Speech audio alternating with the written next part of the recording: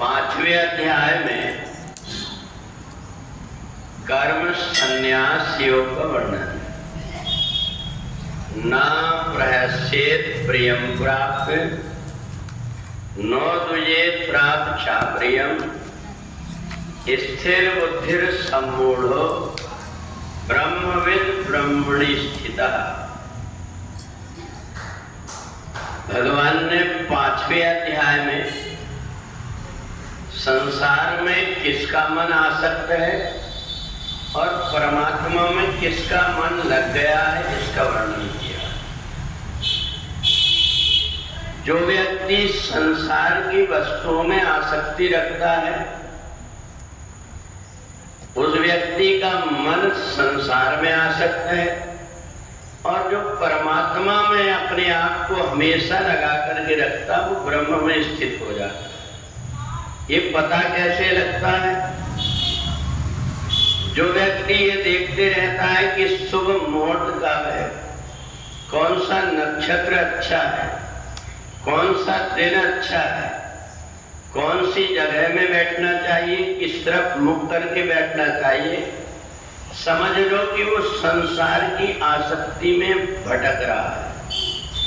और जो व्यक्ति परमात्मा में जिसका मन लग गया है, ना प्रहस्येत प्रियम प्राप्त, उसके लिए अच्छा और बुरा का भेद समाप्त होकर के केवल उसकी दृष्टि में ब्रह्म रह जाता है। वह हर जगह इदम खलदम ब्रह्म ब्रह्म में देखने लगता है। और इसलिए ऐसा व्यक्ति जब जो कुछ भी करता है उसके लिए एक वाक्य आया, महाजयन गता सपंथा। महापुरुष जिस रास्ते में चल देता है वही रास्ता लोगों के लिए बन जाता है। तो इसलिए कर्म संन्यास में भगवान ने कहा कि तुम कितना भी कोशिश करो परंतु तुम संसार से अलग नहीं हो सकते जब तक कि ब्रह्म में तुम्हारी आस्था न टिक जाए।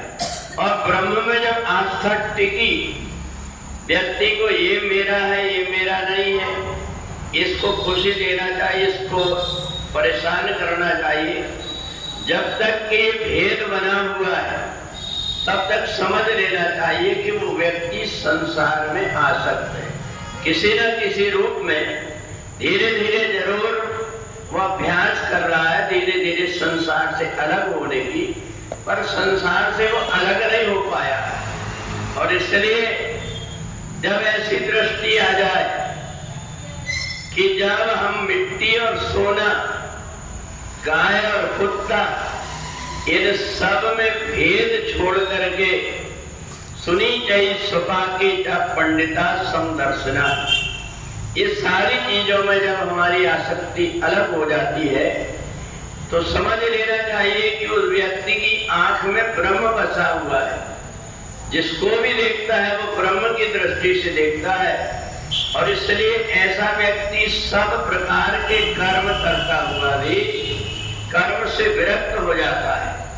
उसे संसार से मुक्ति का कोई उपाय नहीं करना पड़ता, बल्कि वो जीते जी मुक्त हो जाता है।